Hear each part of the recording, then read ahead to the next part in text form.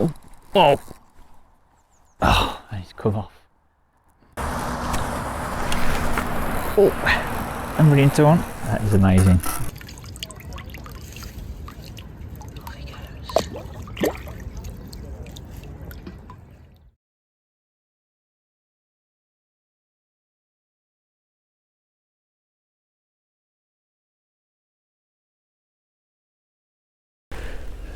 Good morning everybody, welcome to Fishing Minty. It is Sunday the 16th of February. I don't know what time it is, it's about 9 AM probably now by the time I've finished setting up, but it's not as cold as I feared. It's meant to be about 6 degrees this morning, warming up later in the day, but the wind's quite calm although it's blowing in this direction. I'm on the Cornwall bank today, and this is just in front of the fishing lodge here. You can see the activity centre there to my left, so I've had a session to the left down there, and I also had a bad session to my right, so I'm hoping that we see a bit more action today. Purely fishing maggot feeder today on my light rod.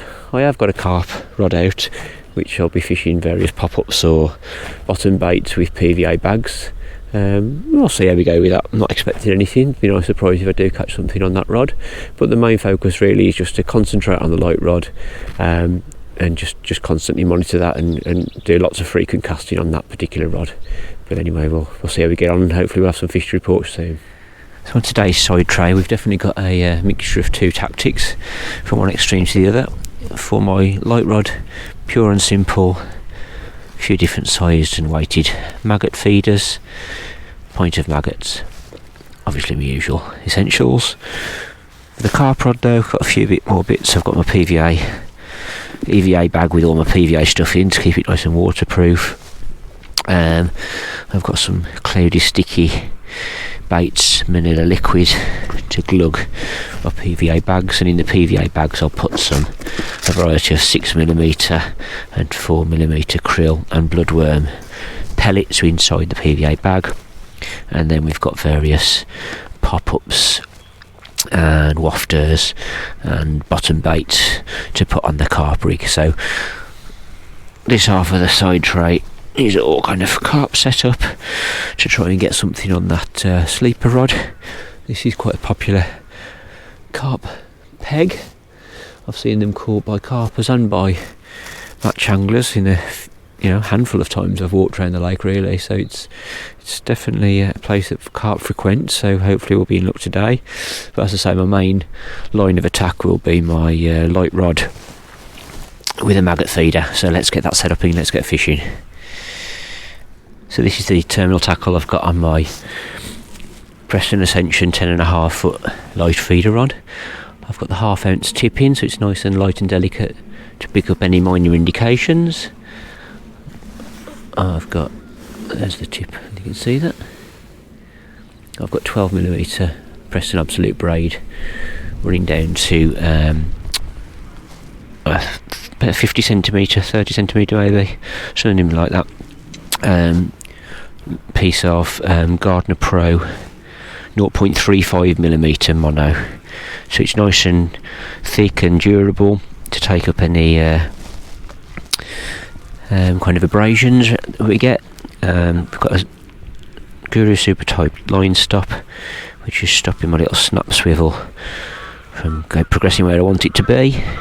Starting off with a Drennan maggot feeder. I think this is about 20 gram. Unfortunately there's no weight stamped on these, it's a bit I don't even know want to pick one at my box. And then loop to loop hook link connection. I've gone for Drennan Super Spade is my hook of choice. A bit of a kink in the hook length there, so I need to change that one already.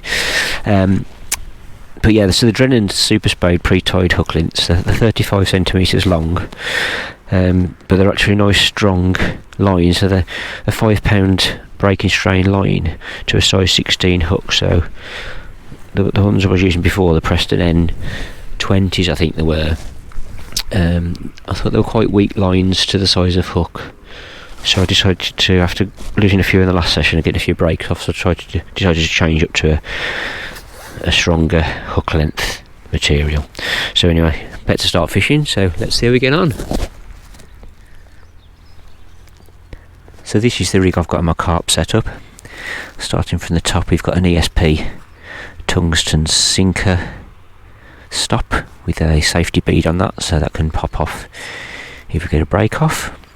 And then we've got a Unilink swivel with the big eye, so that eye will go over that tungsten stop. Sitting below that, we've got a quarter line saver stop, so that's tapered and a kind of a wider band there to stop that sliding down past that point. And then on that swivel, we've got a quick release swivel there, basically just underneath that boom. We've just got a kind of, the loop can just slide off that. Then we've got about a 5-inch hook length with a D-rig that I've got from Matt Collins' YouTube page. And on that bait screw there, we've got a 12mm Nash Citrus pink pop-up to start with. I'm not sure what hook it is, to be honest. I think it's about a size 6 ESP microbarb. Not too sure what model, shape.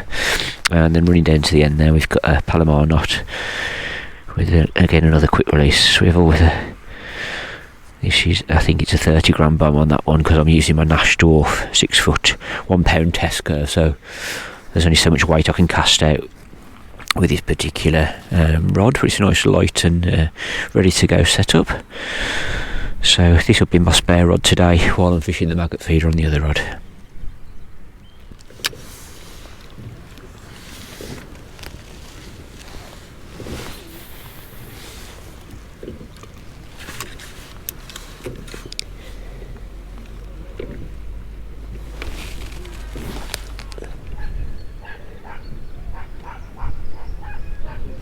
That's an indication.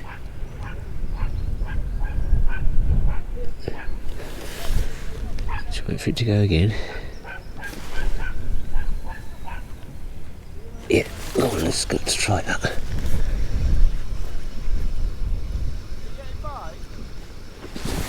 It's just my first bite, mate. That's my first one, yeah. I don't know yet. Just a Maggot feeder.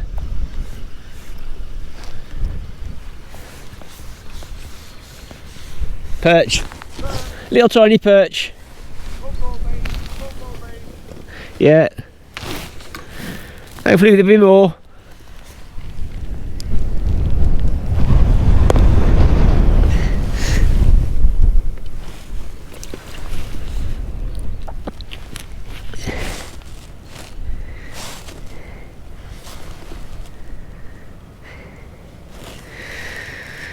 Yeah, it's the first fish of the day. On a bronze maggot. I didn't have any indications on red, and then tried bronze maggot on the last cast, and the hook bait had gone, and then that time it had been for a minute and a half and the tip went round. So, good sign hopefully. I'm just going to recast out my Carp rod.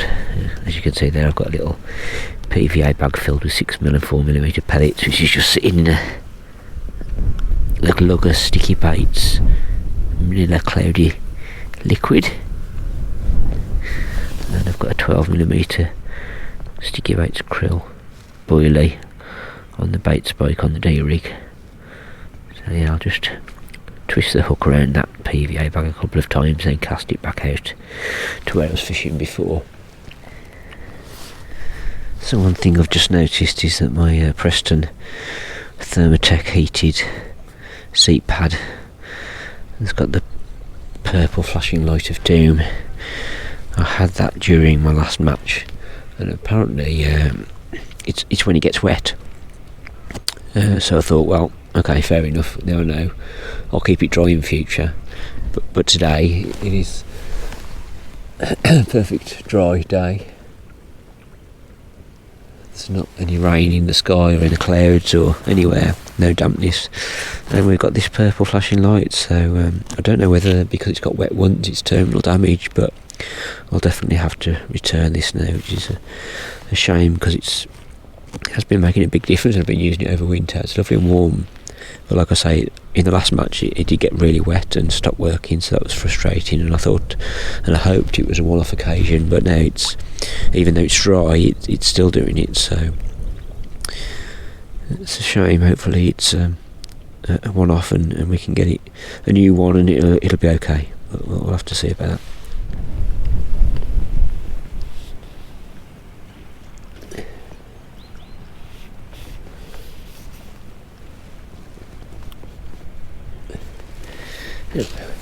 I went really in a bit just to move the feeder a little bit and see if I'm snagged up.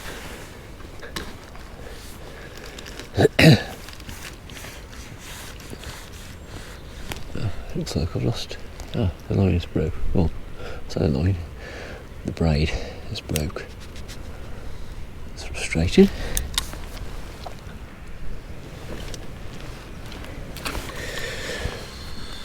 So I've reset up again after that snag. It's a bit frustrating because I've obviously lost my feeder, but I've got all my feeder rigs set up in there. This super long Preston extra long absolute hook length box, so I've got my free running rig set up on mono as well as my hook lengths in there, so it's just a case of tying a loop in the end of the braid and loop to loop on my leader and then a loop to loop onto the hook length itself. So I'm all set up again within 10 minutes, just obviously the feeder's lost and I haven't got an equivalent to that same weight feeder, so I've put a slightly different feeder on.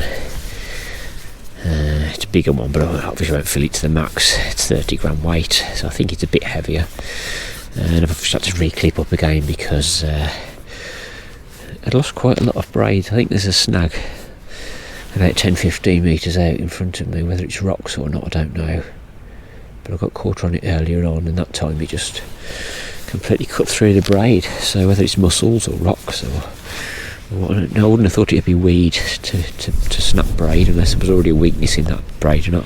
I don't know. Anyway, we're fishing again. We've got one little perch so far with I think it's coming up to an hour. Yes, it's an hour I've been fishing on this rod.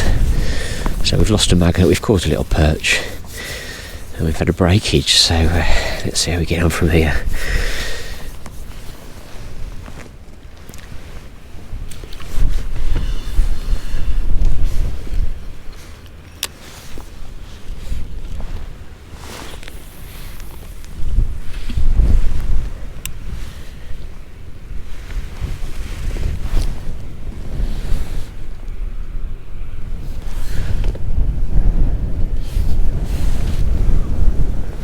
So after got a thing bumping off another fish just, it reminded me that I did intend to use a feeder link moving forward, so I've just put a feeder link on a rig as well now, in between the leader, swivel on the leader and the feeder itself, so I think it's about a 3-inch matrix feeder link, so hopefully that just gives a bit of a cushion of the weight of the feeder when I'm reeling in, to stop any fish bumping off, as well as fish being able to pick up the bait without feeling the weight of the feeder.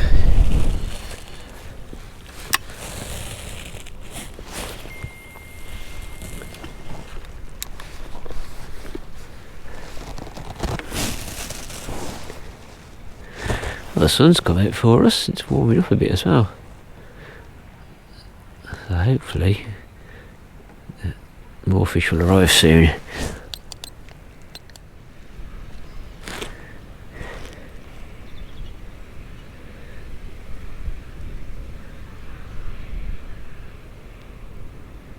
Is that an indication then, or was that just the wind?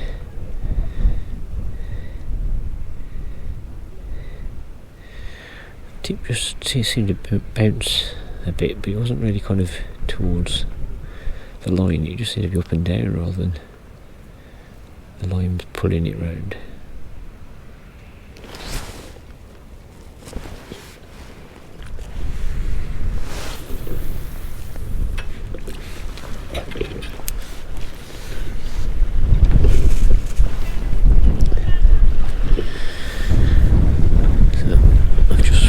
to the smaller, the 10 gram maggot feeder, and interestingly enough I still reached my clip that I clipped up to on a 30 gram feeder, so that's good that it's not obviously the weight that's giving me the distance. So it just means I can just less resistance on the line now when a fish hopefully picks up my hook bait. Still just the one perch to show for after what's that, an hour and a half, just over an hour and a half of fishing this morning.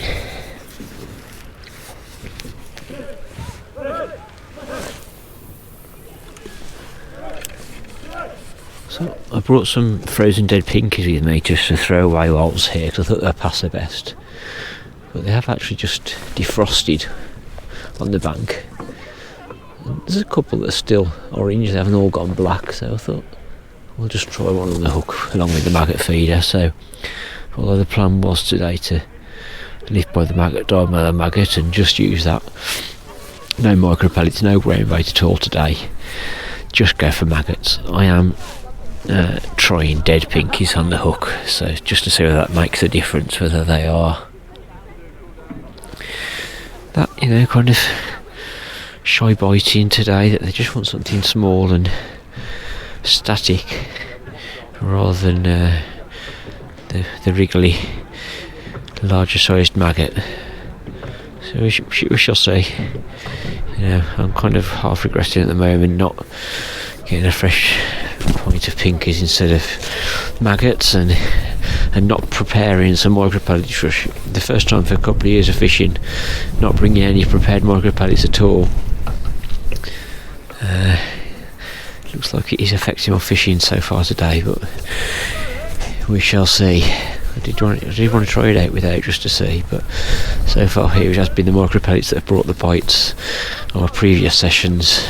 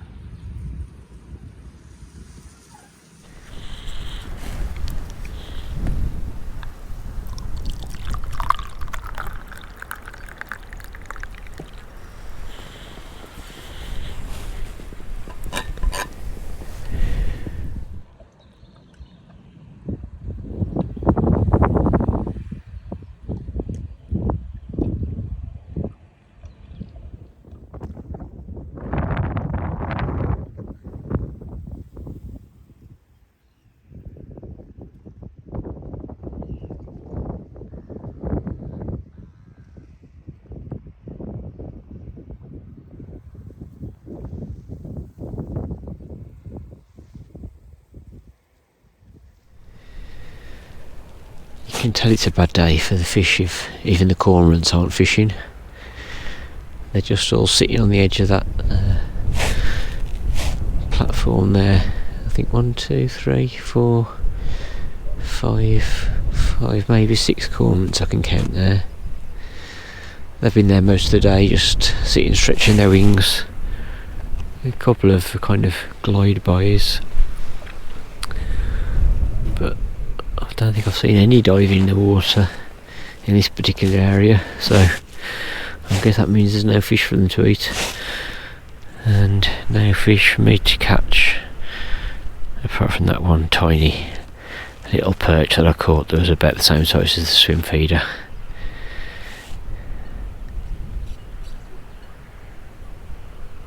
Well, thanks for joining Fishing Minty on the bank again today. This has been session 4 on Upper Tamar.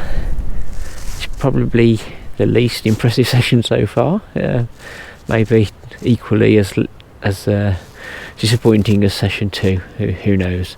Which was only just the one peg to the right of this session. So maybe it's this area. I don't know. I know a lot of carpers tend to target this area. So I thought there'd be lots of bait in the area for the fish to enjoy, no matter what size. But it hasn't happened today for whatever reason, whether that's the baits I've chosen, whether it's the peg I've chosen, whether it's the bank I've chosen, I don't know. But I've had one distinct and definite bite which resulted in 1 fish. I've had a couple of reeled in without any maggots on, without any indications whether they were fish or not, I don't know. And I've lost a couple of feeders on snags. So not the greatest of days, to be honest, but you know, if I don't come out, then I won't try, or I won't know how things might have gone. So you know, I've got to keep coming out. So this was a maggot feeder session. I think I probably should have gone back to the gorse bush, because I had a real great session right directly opposite over there last time out on session 3, using micro pellets and maggot pinkies, I should say. So maybe I should have tried maggot feeder on that peg, just to do a like for like comparison. I don't know. I mean, you know, there's so many variables. Who knows why things change? But I thought, you know, a nice simple session with just maggots and a maggot feeder might be a good approach. Maybe I should have tried pinkies. I don't know. But I think next time I will go back to a big wide range of baits again, just so I've got options to try out during my session. Again, thanks for watching, and hopefully we'll have more success next time.